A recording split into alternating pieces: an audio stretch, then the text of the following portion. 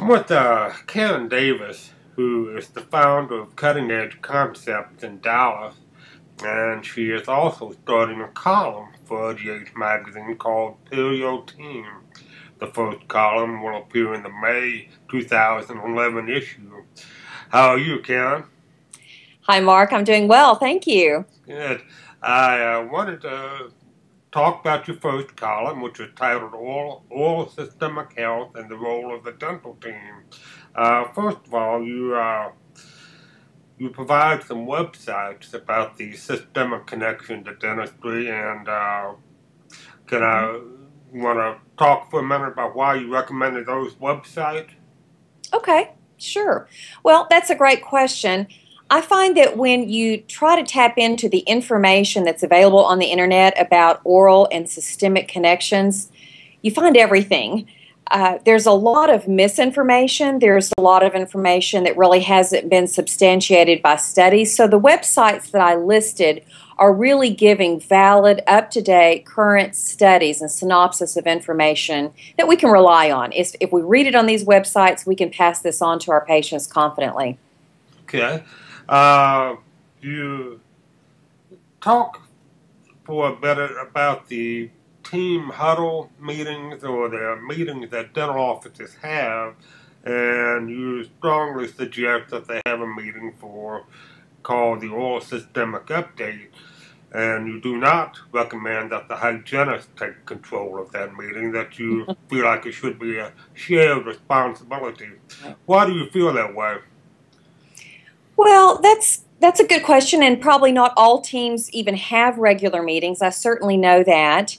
So I've given some suggestions on how you can get around that. But one of the reasons I, first of all, suggest that you have an oral systemic update is because how many times have patients come into the office and they said, hey, I heard this on TV or I read this in the news, and they're asking us about current information.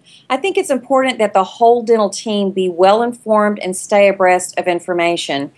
And just from a human nature standpoint, we retain information much better if we're actually researching it or reading it or learning it for ourselves rather than just having somebody pass that on to us. So I'm a full advocate of having all the dental team members participate in seeking out an update of information and passing it on to their other team members. And the websites I gave are some really good resources that are easy to assimilate that information. Okay. Well, you conclude the column with where you break down each team member, and you're talking about, you offer some suggestions about how each team member can communicate to the patients about oral systemic health. Um, and